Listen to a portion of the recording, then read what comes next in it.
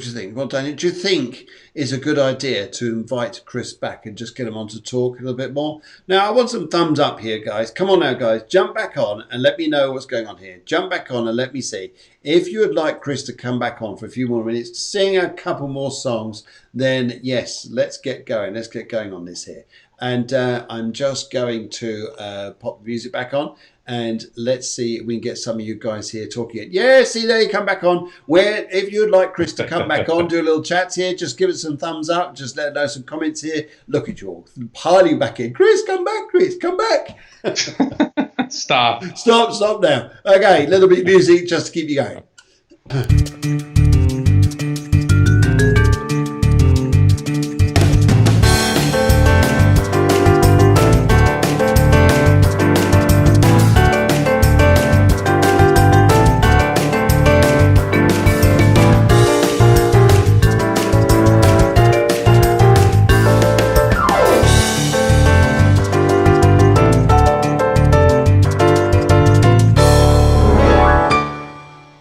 Okay, so you're probably completely confused now, thinking, what is going on? This show's not being an hour. Well, so we had such a blast doing this that Kris said, I want to talk a lot more about what's going on. What about this energy we're going through? Do a few more songs and have a bit more chit chat, do some more live readings with you guys. And yes, if any of you would like some readings here, just drop the information through. It'd be great to see you. And but in the meantime, Kris here. So we were talking about this energy, this particular phase of time we were going through, and how this is affecting us at the moment. And just a tad, she says, just a tad. She's probably running off to you know where. That's it. To get a coffee. Get a coffee. Why not? Another glass of wine. Anyway, which we're talking about this energy, this change that's coming through our lives at the moment. And I love the participation of everybody there, the way they were talking. How do you, what else would you like to bring into this situation that you feel is relevant at the moment, that's helping people to go through this, that would help people rather to go through this particular time and change? Oh, absolutely. Yeah. So yeah, Phil and I were talking just after the break in the green room. Yeah. We were back in the green room where we chill out with the stars. Yeah. But because it is such a monumental time, since it is such a powerful shift, we decided, and it seemed like people were really resonating with it, we thought to keep the conversation going. And one of the things that I had thought about earlier today, in fact, that I thought I'd throw out there, and if we had the time to today, was the cyclical nature of society and civilization. Okay. And I'll throw this out there as a resource for anybody that wants to go look into it. There was a book that was based off of a body of research at Harvard University. I think it was Harvard or Yale. I don't know. They're both mad at me right now for bringing up their names. But it was called The Fourth Turning. Okay. And these guys, it was Neil Howe and something Strauss. Last names were Howe and Strauss. And these guys were professors, I want to say it was at Harvard. And they were doing research on generational endowments. What did previous generations leave the next generation? And the more that they dug into it, they started realizing that there were these cyclical patterns. And then the more that they started studying these cyclical patterns, they started realizing that there was this sort of 80-year cycle that would go on. And each 80 years was kind of broken down into four generational phases of 20 years, which were kind of like seasons of a year: spring, summer, fall, and winter. Okay. And so here in America, and I know they've mapped the same thing for Europe. China mapped 3,000 years worth of their history based off of this cycle. And also they found that Romans did the same thing. They would map their cycles on it, and they called them seculi. They were these 80-year cycles. And so in the United States, you have this kind of heartbeat of, Revolutionary War, 80 years later, Civil War, 80 years later, World War II. And you start seeing how this starts going more global, Yes. Now that's, and then, yeah, sorry, carry on. And then here we are in that very changeable time that we would see. And what they described was it's always precipitated by one type of event So in the United States in World War II, we had the stock market crash of 29. That precipitated the 20-year, what they called the crisis period. They had names for each of these 4 generational 20-year cycles. That was the crisis period. And now we were kind of thrown headlong into the crisis period of our time, and at least for here in the United States, and on 9/11. That's when you had the Patriot Act. That's when you had, you're either for us or you're against us. You had this kind of divide started to throw. Now we're in that late stage, maximum crisis period where you had the World War II break out. Yeah. And what you're seeing happen right now is, see, a lot of people have been throwing around the term World War III for, past like 8 to 10 years or whatever. And I guess sort of like well, for lack of a better word, the mistake is to assume that the last crisis period is going to look, or this crisis period is going to look like the last crisis period. But right now we're in this huge shakeup time. And so a lot of us have to kind of take a back seat. It's a hard thing to do, but in our own personal lives, it's not like we have this, it is and it isn't, right? You're going to hear me dealing with where I am and things. So don't take what I'm saying, it's merely my opinion. Don't take what I'm saying and apply it to your own life. I'm just trying to give context to the times that we're in, the change that we're in, is that we're in the midst of a huge global shakeup that's a societal cycle. And we are now at that maximum crisis period. And there are a lot of people out there that are documenting what we're experiencing right now as 4th generation warfare. Warfare now is more informational than it is anything else. Yeah. And we are being insulted.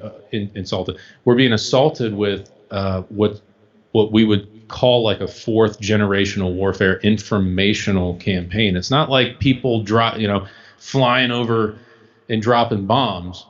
I mean, if you want to look at old school World War II, World War III already happened over in the Middle East in the past 20 years. That's been going on. I definitely believe you're right. This is interesting because in astrology, this focuses very much on Uranus. Uranus, when you talk about revolution, you talk about power, change, wars, things like this. Often Uranus it tends to be involved in this somewhere. And Uranus is in Taurus at the moment, and Taurus rules land. One thing it does here, rules lands. As much as your own land, it also rules countries. And it's interesting that we're seeing the struggles. Like, for instance, we go to India, we go to China, and the way they've been trying to open up borders over to India, and India getting a bit upset, and China getting a bit upset. And those energies there. So I think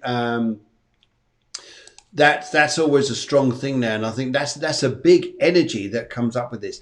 Now, also here you've got the stuff going on in Hong Kong at the moment with the rules coming in. That's very much about Saturn Aquarius. Saturn's going back into Capricorn, so it's going to reorder structure. It's going to reorder rules. Then it's going to turn around and go forwards again. It's going to go back into Aquarius. Aquarius wants to liberate freedom, and wants to pioneer change. Uranus here, which is up there in Taurus, is looking at land, territory, things like this here. We're going to be seeing a lot of changes, things like this. People wanting to exploit more land, exploit more change, exploit more these energies. Now, Uranus takes 84 years to go around the zodiac. And they're talking about the 80-year cycle. This is very much true. You go back, we're in 2020 now. We've just come to, all right, it's not spot on, but we come to the end of the First World War. You go on another 20 odd years and you'll talk about the outbreak of the Second World War and what change is going on at that particular time. I think this energy we go through, especially through Taurus, about land, about security, how we want security, and you're saying about information, is protecting us from information like that, which can completely change this. Okay, right. Yeah, somebody having problems with their sound. Do apologise. Hope you, Betty, you're going to get all right there. And Honey Monster, you're back. Good evening. Brilliant chat. Good. Cafe Clairvoyance is brilliant chat. And I think it's very much about these cycles that go through there. And one thing that Uranus teaches us to do is always think out beyond the normal realms of thinking.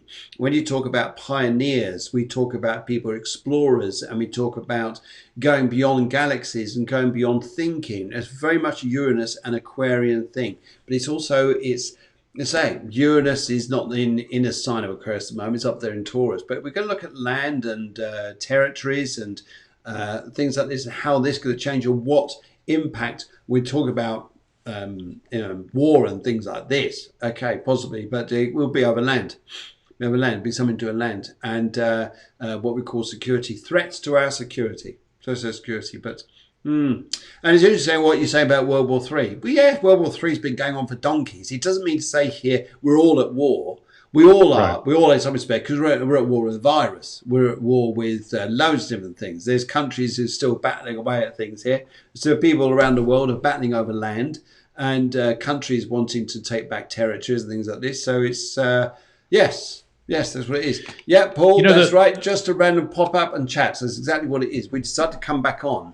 And because it's such a big, enjoyable part of the show, we want to have a little chat with you all, and just for you to join in. We may get a chance to do some other readings, and at least if we get a chance to do your reading, we definitely will. And possible, I like to follow and shared for Ya'o. Ya'o, I love that. Ya'o. That must mean you're American. That must mean you're from America somewhere when you say Ya'o.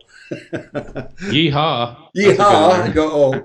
He said, what's it? He said the hat. He's like, the hat, it's very yeehaw. That is very yeehaw. That is very yeehaw. No hat over here. Just a little cafe out the back there. Well, Cafe Clairvoyance. Anyway, so yes, this is very much an interesting conversation I think we're having. Guys, if you want to join in the debate, by all means do. What you think about these present times we're going through. Yes, Salim Ardell agreed with World War III. Yes, we've been in this for a long time. It's not necessarily what we think it is, just as Chris was saying, about dropping bombs on different countries. It's information, it's technology. I mean, this is interesting because the politicians, or people blaming the politicians, especially in the UK, saying, you shrunk the armed forces down to nothing. Nothing. Well, the only thing is if war comes to war, it won't be faced on soldiers. Will be based on Southern terms. It'd be more to do with how you control power through electricity, how you control computers, how you control things like that. You only have to drop email everywhere and everyone will be in a panic. You only have to drop radio masts and that's it. You might as well give up and say, okay, we give in, can't communicate, that's it. Yeah. Yeah, yes. No doubt. And the really positive aspect of this too, and the reason why I wanted to kind of bring that subject up and this whole cyclical thing is because it's not like a linear path descent into, this is just going to keep going this way. There is a moment where things hit like the thermostat on society hits the low point, and then all the thermostat kicks back on, and then we go the other direction. And what I've seen in my lifetime is, at least in my generation, was looked at as the ones that were unraveling the moral fabric. We're just going to keep blah, blah, blah, blah, and then big jowls going, blah, blah, Yeah, they are like that, the politicians. They've all got jaws, the cheeks that wobble. But what happens is, I look at the kids nowadays, like when I was in college, we didn't look at politics. We could care less about current affairs, anything like that. But look at the kids now; they're really entrenched in it. They are. And regardless of what they might be buying into it, I do believe, and this is kind of like part of the shift that we just went through in sort of like the past, over the eclipse cycle, is that everybody, generally speaking, everybody at their heart has good intentions. Yeah, they might be running with different information, but everybody's got good intentions. And what you see though is you see this return back to values, and so we do rebound. There is going to be, after the winter, there is a spring, and through this time, like winter is the time where you plan the next year. Like, what's the next phase of my life going to look like? And the springtime is when you start planting all your seeds and start building for that next phase. It's the darkest time of the year, and it can feel that way at times, even though we're in the height of summer right now. And I think you mentioned before, this could go on. We're looking at a 5-year. Yes. Was it like 5-year? 5-year cycle. It won't always be the same way it is at the present time, but I think it's interesting. We've got Venus up in Gemini, a very personal planet. We've got the moon's nodes coming to Gemini, and Gemini is very much about face, hands. What are we doing? We're wearing masks. What are we doing? We're covering our hands. We're doing all this stuff here. So interesting, very interesting way we're doing this here. Sally Bardell says, I'm hoping the young generations pull the world back together. Glad they're involved themselves now. I think they are. Yes, I believe a younger generation are doing something which brings this energy back into a different form. And it's interesting here as well when very much about the. I was actually talking to my mum and my dad and talking about what's going on at the moment. They say, well, they're locking down, they're doing their thing, but they cannot understand why the younger generation are just running out free, going, we don't care. Well, in Spain they do. It must admit, in Spain they're pretty good. I don't know how they do it in America. Do you find that younger people want to liberate themselves and just say, I'm not going to go around and lock myself in my house all the time? Are they wanting to keep free, or are they obeying the law and wanting to lock down and just wait for it to go? Well, it's really interesting, and I'm glad you brought up the topic, because I wanted to ask what's going on elsewhere in the world, because here in the United States, we've had a major kind of pushback to open back up. Yes. And you've had this major opening, and things have gone back to normal. Now, I've been making trips down to Ocean City, Maryland, and what I'm finding is really interesting is the proximity to ocean, and people kind of just living life and going back to the way things are normal.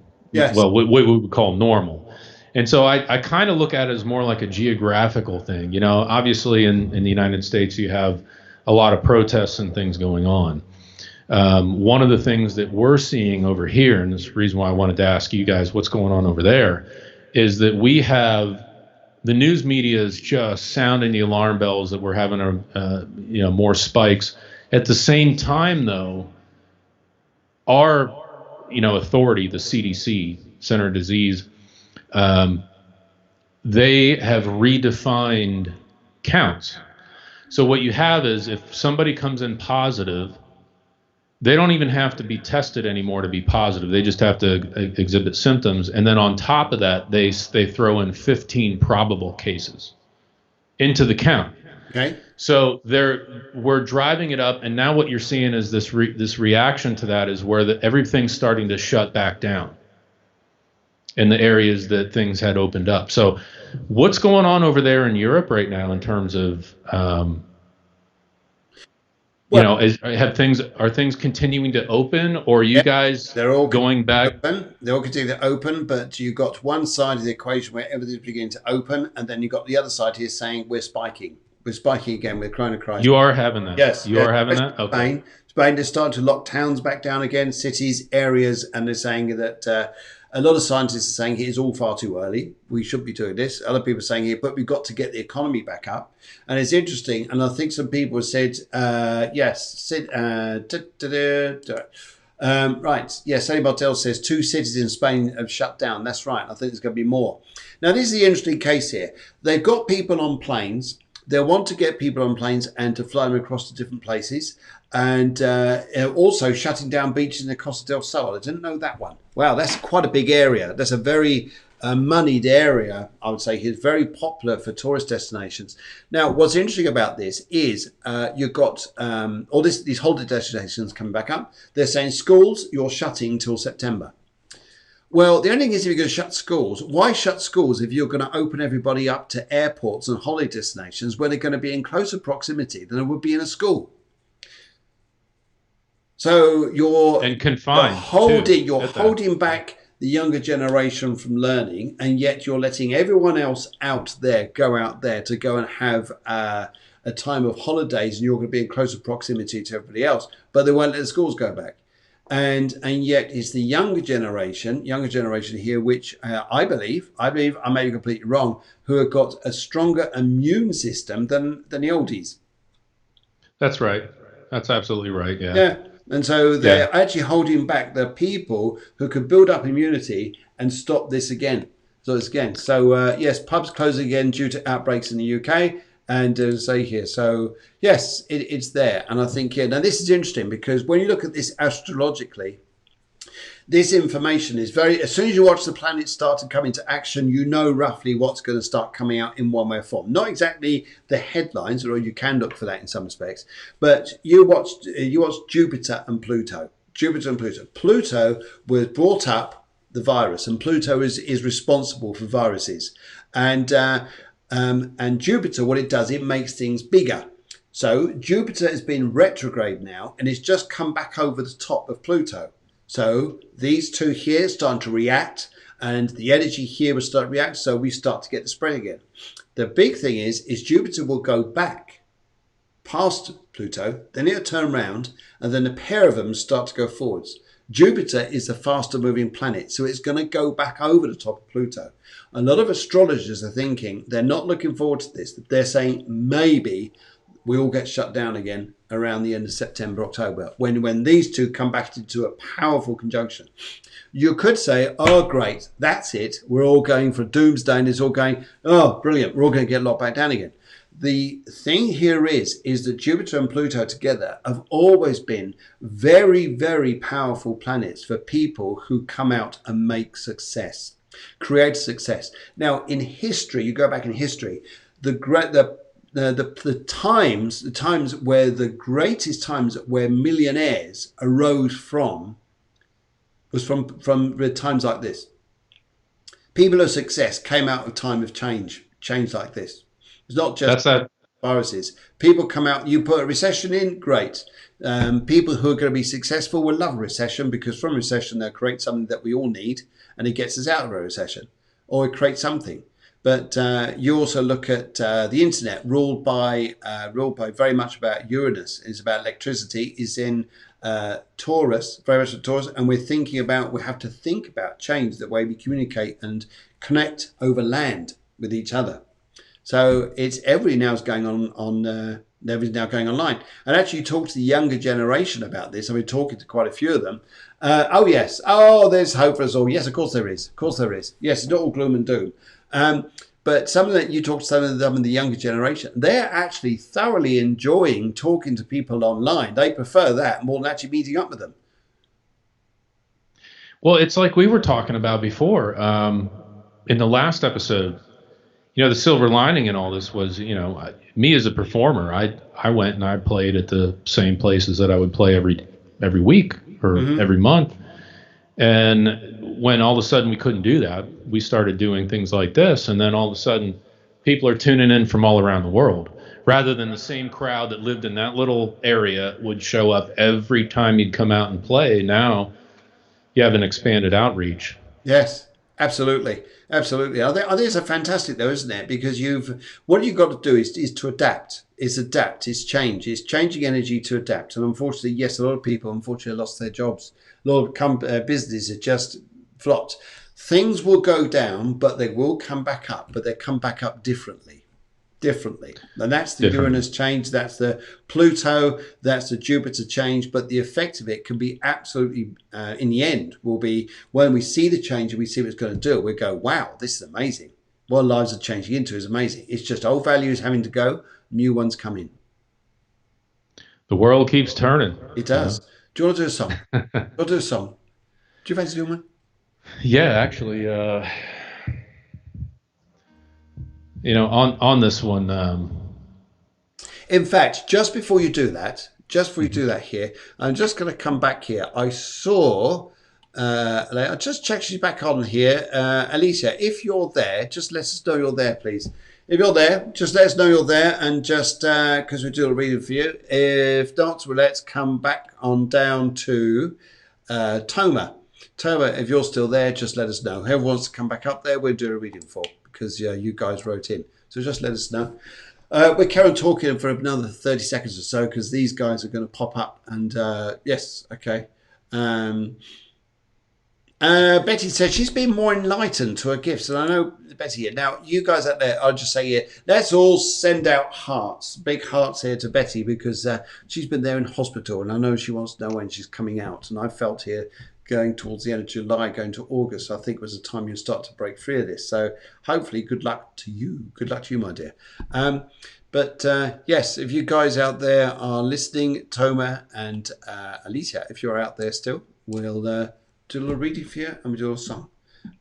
Yes, okay. So now times change like this, you can't get out there so much to do concerts. Do you find that more people listen to you online? Those are the only people that listen to me ever.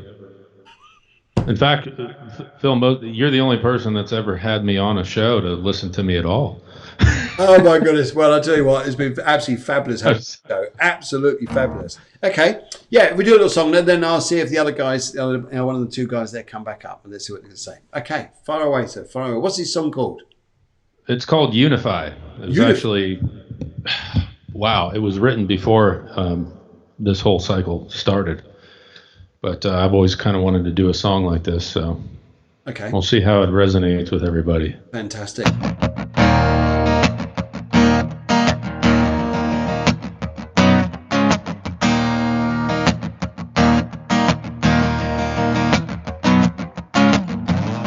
They got us focused on who's black or white. Whether you find yourself on the left or the right. Tactics that work best when they're kept out of sight, all meant to keep us in this fight. Politics of division keep us from seeing eye to eye. The game is over the day we bring the truth to the light. Come on, people, unify. Refuse to take these sides that they're using to drive a wedge between you and I. Let's unify, close this great divide. Yeah, we're sounding the battle cry, can you hear it? While they got us focused on the 1%, and that we're part of the 99 being put to the test. They're drawing lines between the sexes to keep us all guessing. Now we're all in the same mess. Politics of division keep us from seeing eye to eye.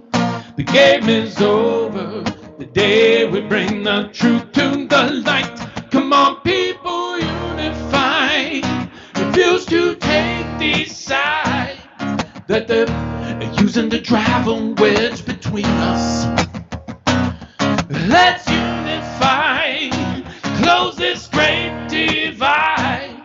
Yeah, we're sounding the battle cry, can you hear it? Yeah, we're sounding the battle cry, can you hear it?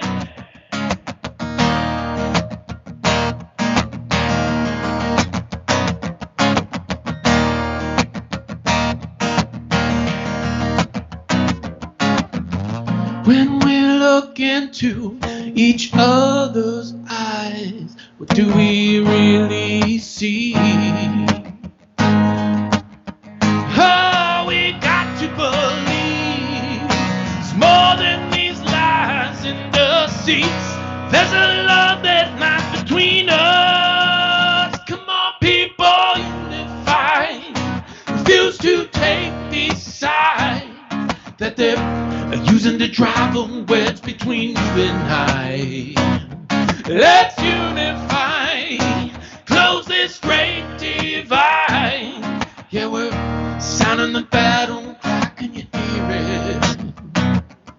Yeah, we're sounding the battle cry, can you hear it?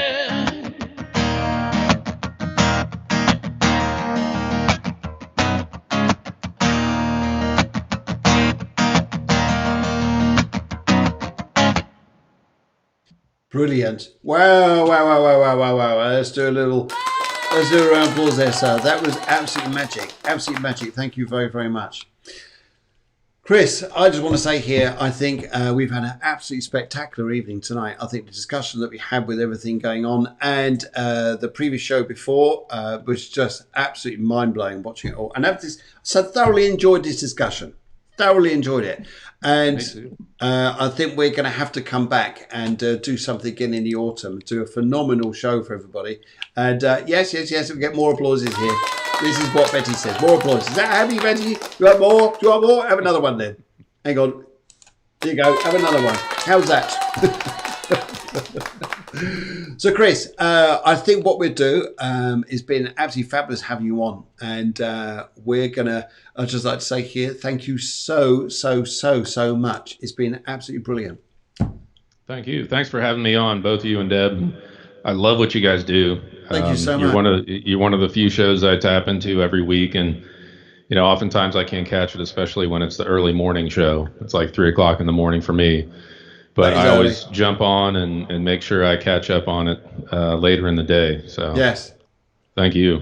Well, thank you very much indeed. We thoroughly enjoyed it, and we'll catch up with you very soon. And send our love to everyone over there, and to everyone that we know. And I wish you the very, very best. And yes, once again, a big heart and a burger. Heart and a burger. I'm going for a burger. Buddy, you take care. Have a lovely, lovely evening. Thank you. You too. Thanks, everybody.